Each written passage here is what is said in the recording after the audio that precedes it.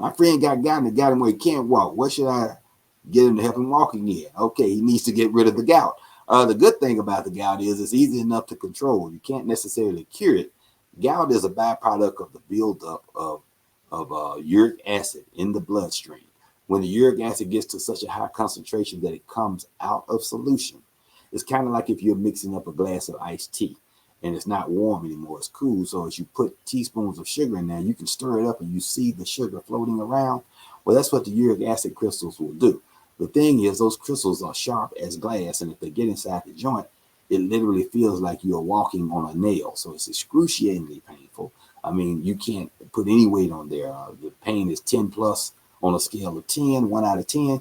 And the great thing is you can get an injection in that joint and get instant relief. It melts the crystals instantly. Or you can take a medication that will dissolve the crystals in the blood and will take the crystals solution down over a very short period of time. The acute therapy is a medication called colchicine. It's 0.6 milligrams. You take 2 tablets immediately or stat. Then you take 1 tablet 1 hour later. Then the next day you take 1 a day until your symptoms have resolved. I usually tell patients to take it for a minimum of 7 days, up to 14 days, to totally remove all of that uric acid that's floating around. All it does is make it go back into solution, and then you urinate it out in your urine. You're not aware of any of this, but you get almost immediate pain relief.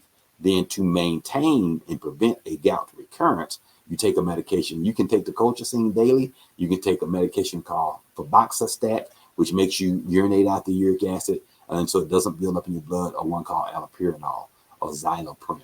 All of those are good options. They're all generic now and not expensive. But the thing is, if you do not remove that uric acid, gout or gouty, Gouty arthritis, can do very severe and substantive damage to the joint.